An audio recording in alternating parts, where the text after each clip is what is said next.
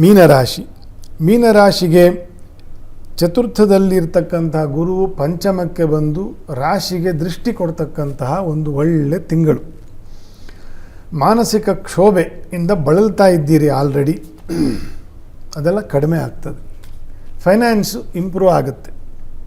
ಯಾವುದಾದ್ರೂ ಪ್ರಾಪರ್ಟಿ ವ್ಯಾಜ ಇತ್ಯಾದಿಗಳಿಗೆ ಕೈ ಹಾಕಿದರೆ ಅದು ತಡ ಆಗ್ತಾ ಇದ್ದರೆ ಅದು ಕೂಡ ಪರಿಹಾರ ಆಗ್ತದೆ. ಅದಕ್ಕೊಂದು ಸ್ವಲ್ಪ ಫೈನಾನ್ಸ್ ಅನುಕೂಲ ಆಗ್ತದೆ. ಅದು ಸಣ್ಣ ಮಟ್ಟದ್ದಿರಬಹುದು, ದೊಡ್ಡ ಮಟ್ಟದ್ದಿರಬಹುದು, ಒಳ್ಳೆಯದಾಗ್ತದೆ.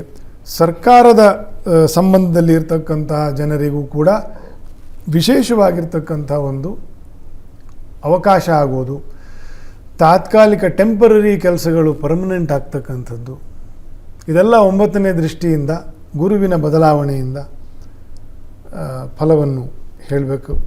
ಮತ್ತು ವಾತದೋಷದಲ್ಲಿ ಬಳಲ್ತಾ ಅನೇಕ ಕುಂಭರಾಶಿಯವರು ಮತ್ತು ಮೀನರಾಶಿಯವರಿಗೆ ವಾತದೋಷದಿಂದ ಬಳಲ್ತಾ ಇದ್ದಾರೆ. ಅದು ಕೂಡ ಕಡಿಮೆ ಆಗ್ತದೆ ಗುರುವಿನ ಅನುಕೂಲದಿಂದ.